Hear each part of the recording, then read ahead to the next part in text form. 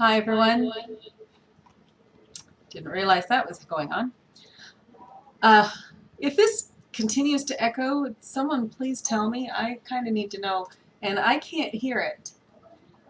But the concept today that we're going to talk about is loyalty. Loyalty in your company. I just saw, and I'm referencing an article on LinkedIn that says basically don't push loyal employees to the point that they don't care anymore.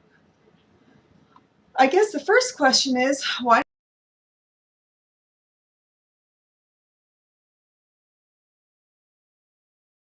contractors?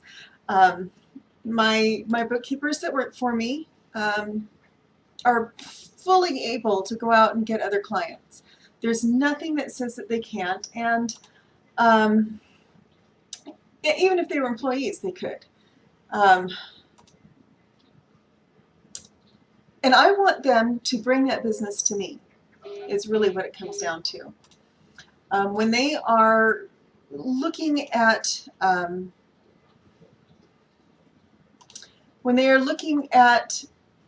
you know, I've got a referral, I've got someone that's interested in bookkeeping, I want to bring them in. I want them to bring them to me, not to take them on their own. That's one way.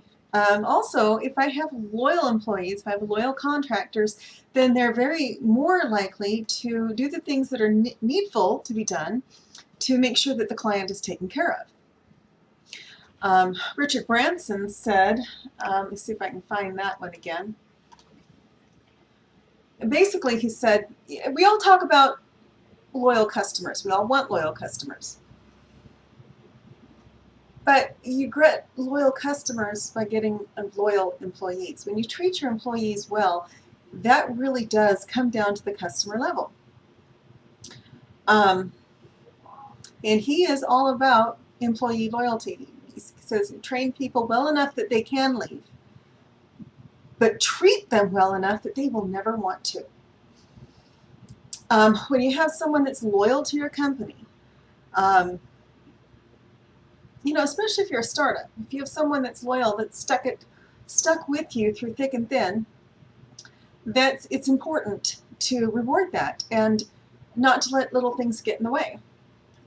So some of the reasons, other than reason number one that you want to have loyal employees, is it trickles down to your customers. If you have loyal employees, they are not going to be sitting on the phone going, yeah, you really want to leave Comcast. I happen to know Dish Network is running a great deal. Just go talk to them. You don't want people doing that. If you're Comcast, you don't want your employees bad-mouthing you to their friends and family, not even to their friends and family. You don't want, you know, your Comcast installer who's been, and I have no idea if this actually is going on, by the way. I'm just picking on Comcast because they're so huge. I've used Comcast for years, and honestly, I've tried other internet providers and have not been able to find someone that is able to provide the oh, it's YouTube that's not working. Okay, I will be right back. I need to fix a technical problem, and this is going to actually work. And I apologize to my Facebook viewers. It can be kind of challenging to run both Facebook and YouTube at the same time. Sometimes one likes to work and one doesn't. But it should be good. I have fast internet through Comcast, ironically, since we were just talking about them. I love Comcast. They have been some of the very best. No, I'm still getting a no. They have been one of the very best internet providers I've ever had. I tried CenturyLink for a little bit, and it was I would never ever use CenturyLink or DirecTV again. Just my personal experience was not great. Let's see if this keeps blinking at me. Hopefully it will be happy now. It's always kind of a challenge when, you know, when all of a sudden things are going, oh, you've got something broken on your connections, and I don't know what it is or why it is. I just know that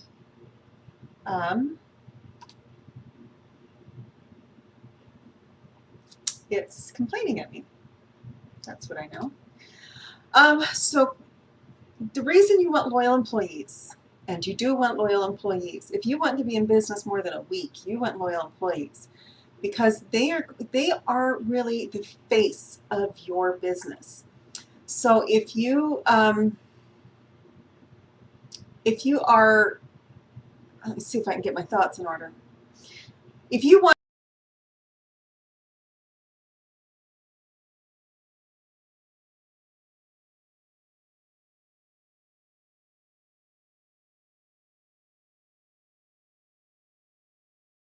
loyal customers, the place to start is with loyal employees.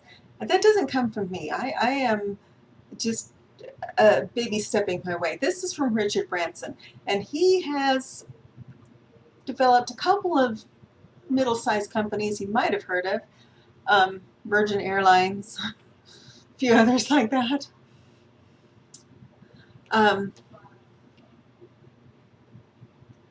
Okay, I guess it's working. Hopefully it's working. If it's not working, I'm just going to have to just keep going because I can't keep stopping and starting because my thing is blinking.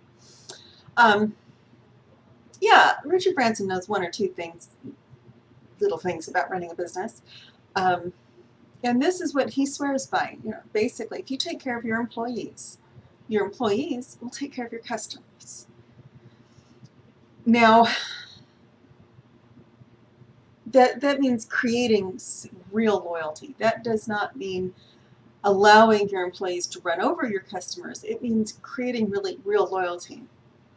And the reason, beyond that, some of the reasons that you would want an employee to be loyal to your company is that, one, they'll treat you like a person. They don't treat you like the big boss. And that's really actually very valuable. They don't see you as being someone who's so up on a pedestal that they can't talk to you. That's really important. The reason it's important is because you want your employees to see you as approachable and yet see you as someone in authority, so that they see that you have dreams and goals and aspirations beyond day-to-day grinding. You don't want to be perceived like the pointy-haired boss in the Dilbert cartoons, who is completely clueless and evidently has no life outside of work.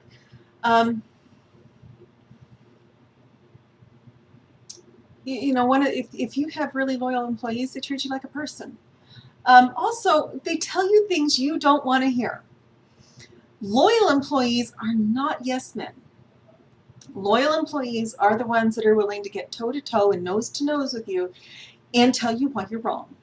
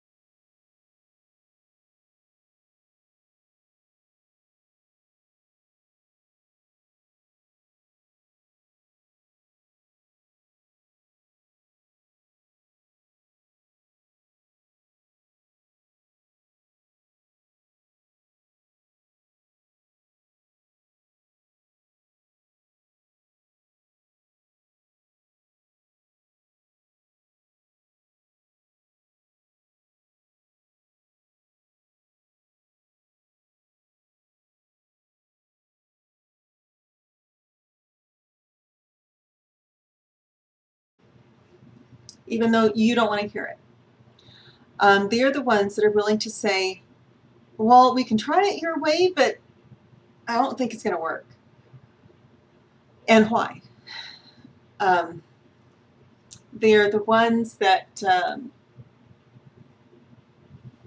will explain what went wrong and why. I mean, really, this is why this didn't work, boss. And you know, if you have employees that are willing to tell you you're wrong, and especially if they can say why, they're a treasure. They're absolutely a treasure. They never criticize you in front of other people. I do say some critical things on this show, but I try to cloak it so much that hopefully not even the person that I'm talking about knows what I'm talking about. I do not like to criticize other people. I will not even criticize other bookkeepers. In an industry where it's really, every bookkeeper I know starts off with, well, your last accountant was an idiot. I don't ever do that. I want to look at it and see, okay, maybe she was just looking at things from a different point of view, and maybe if I put myself in her shoes, I'll be able to figure out why she thinks this way. And usually I can. And then it doesn't feel like, well, she was just an idiot. It's more along the lines of, well, it's not the way I would have done it, but there's nothing really wrong with it. You don't want employees that bash you. And by the way, you don't ever want to bash your employees, especially if you put them in a position of responsibility of any kind. It is absolutely vital that you and your employees support each other. Now, sometimes your business could be in the middle of a growing pains, and the employees that you want to, I'm trying to say 10 things at once. It's just not working because my mouth's not designed that way. You want to reward the employees that have been there through thick and thin. I have seen companies throw long-term key employees under the bus to satisfy someone brand new who hadn't been there for the growing pains, hadn't been there with the lean paychecks, hadn't been there when things were really tough, hadn't been there with words of encouragement, just plain hadn't been there. And when the key employee got promoted over the new people, because you know that's usually is kind of how it works, they got thrown under the bus. You don't do that. If you don't do that to your employees, if you don't do that to your workers, they are going to reward you with incredible loyalty.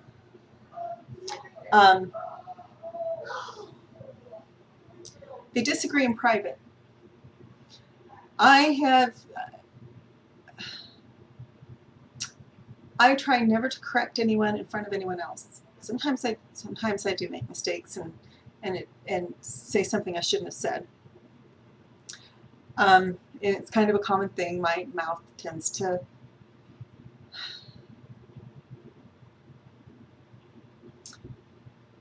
as I've gotten older, I've gotten better at this.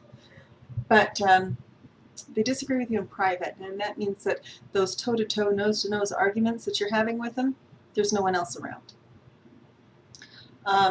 Once a decision has been made, though, they 100% support it. If you decide to change software programs, for example, and they tell you in private, I don't think this is going to work, I don't think it's very good, these are the problems I see, this is a challenge, this is a problem, and then you say, well, I'm going to go ahead and do that anyway, then anytime anyone else is around, oh yeah, this is the best software I've ever tried.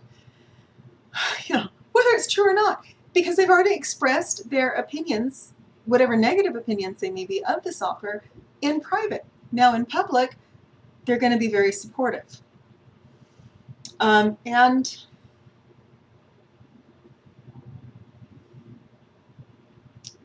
they're just remarkable people, by the way. If they're that loyal, they're remarkable. Now, those are some of the qualities that they have. But if you have someone that's, or a bunch of someones in your organization that show you loyalty, that have been there through thick and thin, that show these, you know, they're willing to stand up and say, boss, you're wrong, um, and they leave, or you push them out. Um, from an accounting, strictly from an accounting perspective, it costs money to hire and train someone. Even if they're professionals, even if they have, a dozen degrees behind their name, it costs money to bring them on board, to teach them how your organization does things, and to get them, going the way you want them to go. That all takes time. And if you are good at managing, I don't really like that term, but if you're good at running your organization, you're going to invest resources in your employees. Any good organization is going to do that. When you start micromanaging, or the other big thing I've discovered is backstabbing, and it's rampant, absolutely rampant in offices, especially where there's a lot of women. Women do not work well with each other. It's just the way it is. I'm sorry if you are an ultra feminist and you're watching this and I've just offended you. I'm sorry. I have 5 sisters. I know. And I've worked in offices full of women, and I have yet to be. I have good relationships with individual women, but in an office setting with a lot of women around, unless there's men in the mix, it's kind of weird how this works. I have found that or if there's only one man, that's even worse, that they become catty and backstabbing. And if you are the direct report, if you are the one that everyone is reporting to, and you start hearing, well, I didn't like the way so-and-so did things, your job is then to support this other employee, the one that's being talked about. And all you can say is, well, I will discuss it with them, but, you need to talk to them. I've experienced this in several workplace environments, actually. One was working in a hospital back east, and I would constantly be pulled aside. Well, did you know that so and so is saying this about you, and did you know that so and so is saying that about you? And my kids got sick from someone else at school. It was fairly contagious. They got lice from someone at school. It's common. It's very common. And I was like, I know my kids are clean because I wash them every day, shampoo their hair and everything every single day before bed. Our house was clean. My kids were clean. And as soon as the kids got lice, which they got from someone else, and it's common in that age group, all of a sudden, all over the office, all this backstabbing was going on. And I don't think there was a week that went by in the 5 years that I worked there that someone wasn't pulling me aside and saying something along the lines of, well, did you know what so-and-so saying about you? You need to watch your back. And I'm going, I really don't care. I am here to add up 2 columns of numbers and see if the total comes out correctly. I don't care what other people think of me. And maybe that's why people do this to me. I don't know.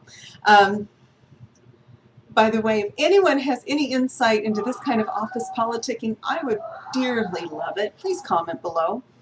But it's endemic.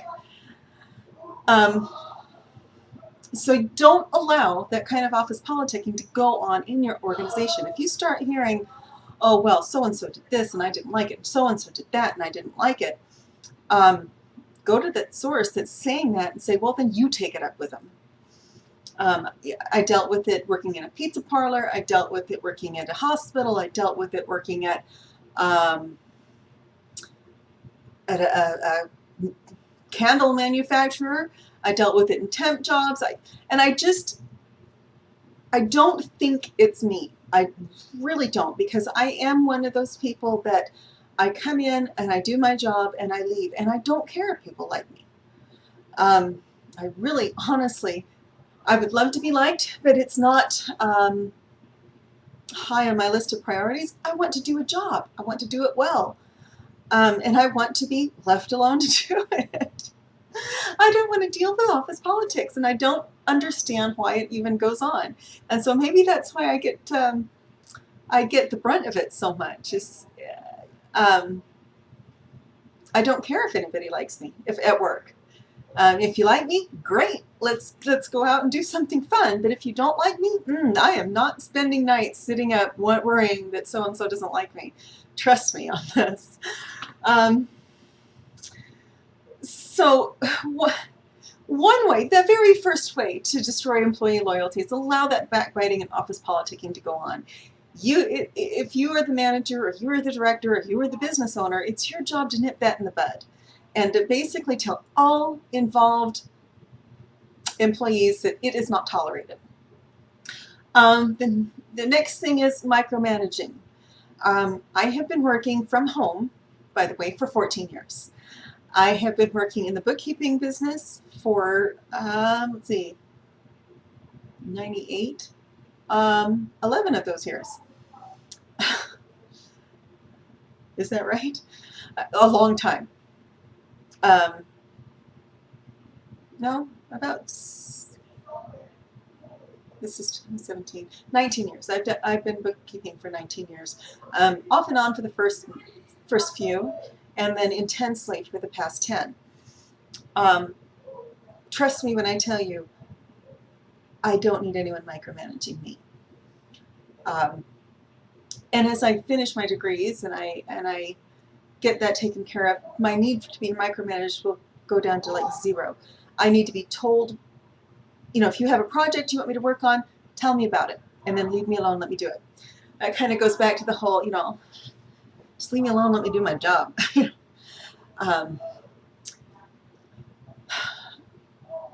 If you're micromanaging your employees, you have the wrong employees, to be honest. If they need to be micromanaged, you have the wrong employees. If you need to check in with them once in a while to find out what's going on with their project, that's great.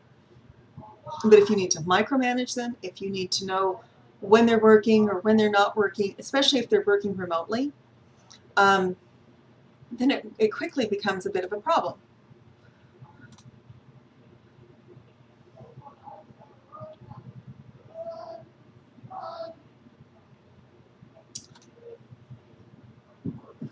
I have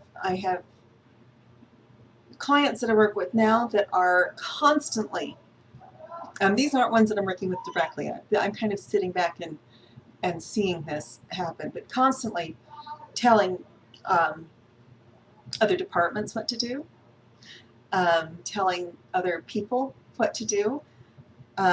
I kind of laugh. I have a client, my client in Provo, Edgemont Auto Service, one of my very, very favorite clients.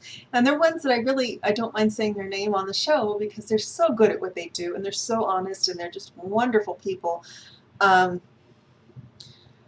always feel like I'm kind of the shop mom. I'm the only woman that works there, it's really nice because I don't see the kind of backstabbing in an all-male environment where I'm the only female as I did in an all-female environment where there was only one man. But the owner likes to come in while I'm there. I'm only there 3 days a week and I'm only there for a few hours. And he knows about what my schedule is. He likes to come in when I'm there. There's 2 locations, by the way. There's one on 92 West, 300 South in Provo, and there's one on Canyon Road by Days Market. So if you ever have a problem with your car, go to Edgemont Auto Service. They are wonderful about not upselling you stuff that you don't need. They will tell you what other things they find are wrong, but they won't try to upsell you stuff that you don't need. They're awesome. And they're very conscious about price too. They're not trying to run up your repair bill just because they can. They want to make sure that your car is running properly. So I work at the 300 South location, and the owner is usually up at the Canyon Road location. So when I'm at work, he likes to come down to 3rd South and chat with me to talk about the business, the money aspect, money coming in, money going out. Do we need to hold certain checks due to a cash flow issue, or has it been resolved, or do we need to run payroll, or all the little things that we talk about anytime that there's money involved. Um,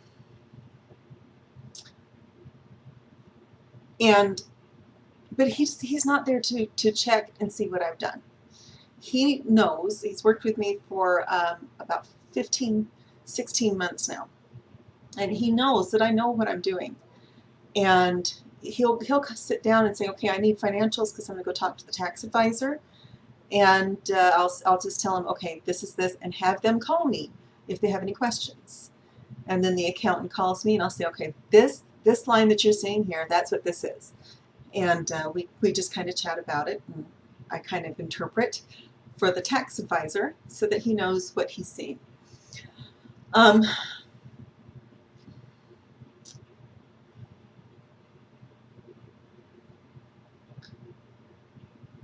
When you push your loyal employees away, the rest of your employees feel it.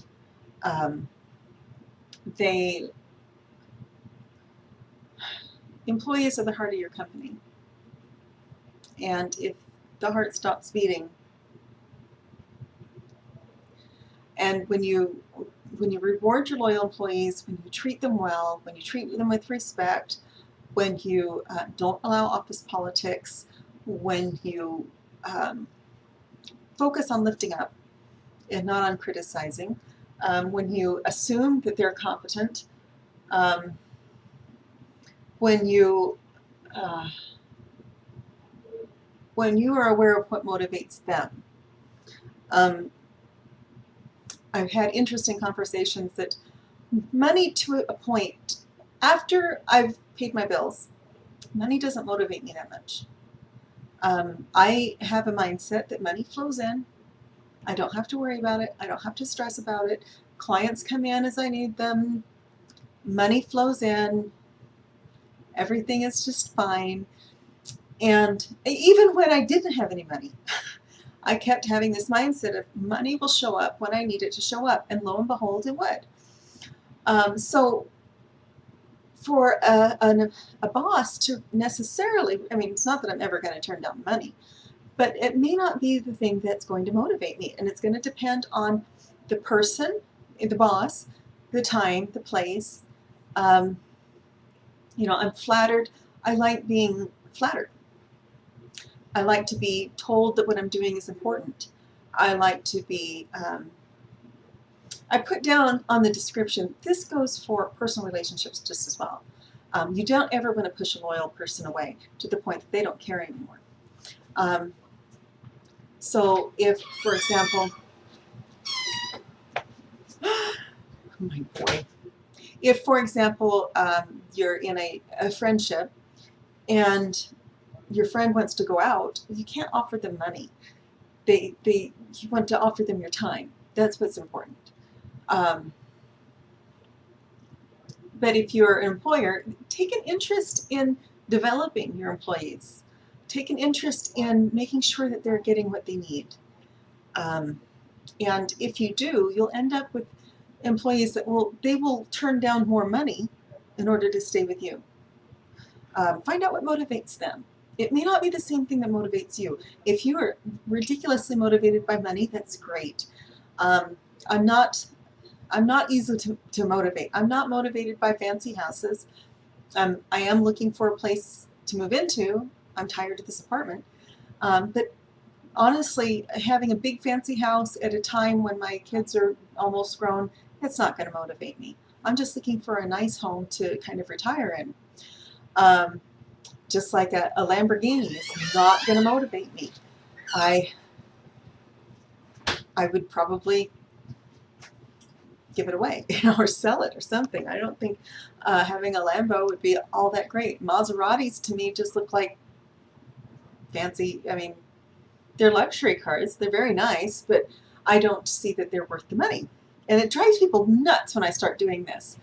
I do like designer clothes, but I can do without them. It's not really a motivation. Again, designer handbags are so great. Doesn't really motivate me. What motivates me personally is the personal relationship I have with people. If I have to be kind of careful because there's I have to be kind of careful about this. What motivates me personally is a personal relationship with the other person. Okay, a friendship. In one case, more than a friendship. So if I'm working with someone that I like, as a friend, as a colleague, then I don't want to let them down. So for them to motivate me, they're going to motivate me faster with movie tickets or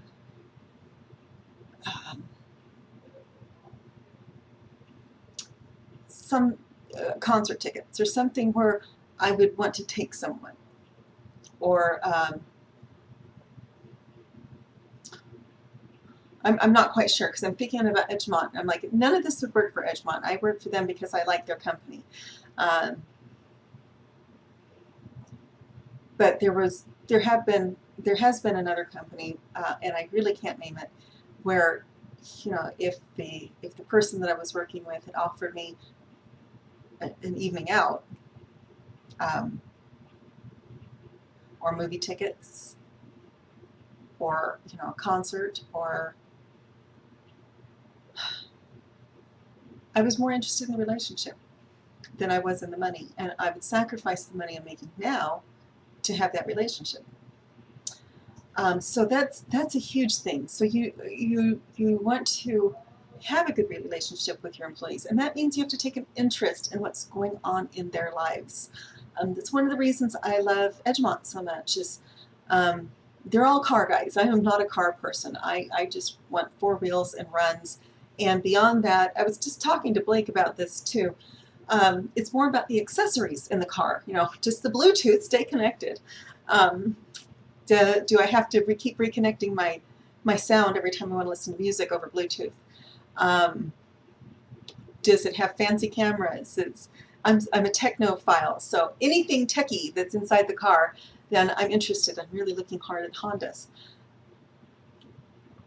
Currently, I drive a Chevy Cruze. As far as mechanics, the Cruze is just as good as a Honda. Every bit as good. I've read Car and Driver about these two cars. And the Civic and the Cruze are running kind of neck and neck. But it's all about the accessories, about the cockpit experience, so to speak. And I was just kind of talking to Blake about that, and we kind of agreed. So again, I'm not a car person. I don't care about expensive cars. I don't care about expensive much of anything. I care about comfort. But anyway, I knew that the guys all love cars. That's why they work for an auto repair shop, right? So when there was a car show in Linden, I took my grandchildren and we went.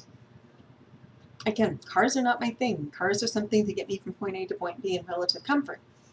But the boys enjoyed it, and I ran into a bunch of the guys from the shop and you know, talked to them.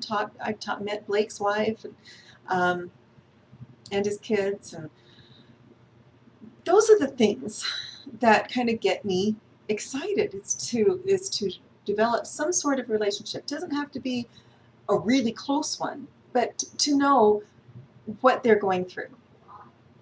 And if you are good with your organization, you're going to know what your employees are going through. You're going to know that, oh, so-and-so just lost a parent and they're still upset about it, or so-and-so is just going through something really hard, or so-and-so just got married, we're so excited for him. Let's pass the hat and get some money for a nice gift, or whatever it is. Be involved at least a little bit in their lives, at least know what's going on. And be someone that they can tell. There was nothing worse than working for someone that where I felt like there was no sense of privacy.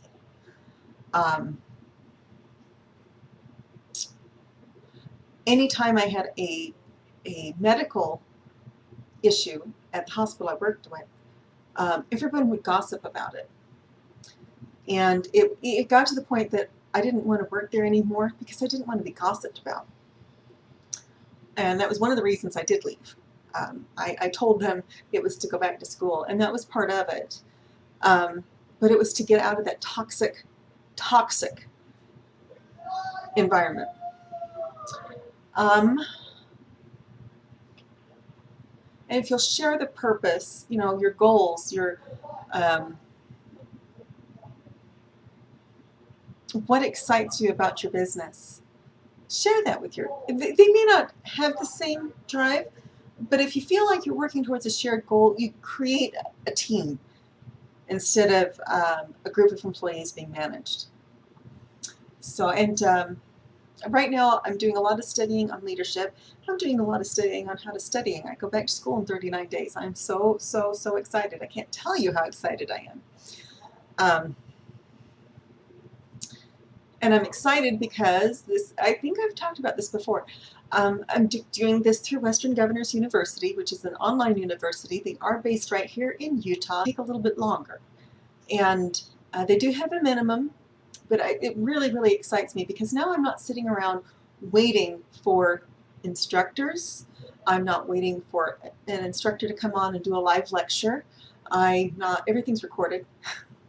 I'm not waiting on the slowest person in the class. I'm able to proceed at my pace. And that's great if you're the slowest one, because now you're not going to feel like you're holding everyone back. I was never the slowest one, by the way.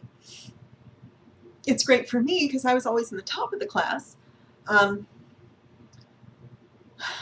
The only reason I didn't become an honor student in high school was because I was busy tutoring the honor students in classes that I was getting C's in, but I understood it well enough to teach it. And so there you go. So I should have been in the honors role. I've always done well in school. I like school. So I'll be in the top 10 or 20%, and I'll be able to move through classes fairly quickly. But if you are not able to move through classes quickly, you don't have to feel like everyone's waiting on you. You know, if you need to take a couple of weeks off, if you need to, you do it on your schedule. That really excites me. As someone who's worked from home for 14 years, I love the idea that I do not have to sit around and wait for someone else. Love it, love it. I love the idea that if I get all of my paid work done early in the week, I have the rest of the week and the weekend to focus on schoolwork and get that knocked out. I like to get my paid work done. I bill by the week, by the way, for those of you who are wondering, and I bill according to how many accounts you have and how your business is organized. It's a flat rate. So if I get a lot of work done early in the week and I don't have to worry too much about getting caught up on the weekends, then I feel like I have more time in the evenings and weekend to focus on schoolwork. And if I can do that, then I can just knock it right out. I am very thorough in my studies, by the way, for those of you that are wondering. I'm not one to just take the final exam and call it good. I'm more likely just to take all the classes because I am thirsty for knowledge. I'm thirsty to be able to improve myself. So I think that's it for tonight. We've been on for, only 40 minutes. So one of these days I'm going to get these cut way back down. I want you to have a wonderful evening. Have a great, is it Wednesday? It's Wednesday. Have a great Wednesday. And I will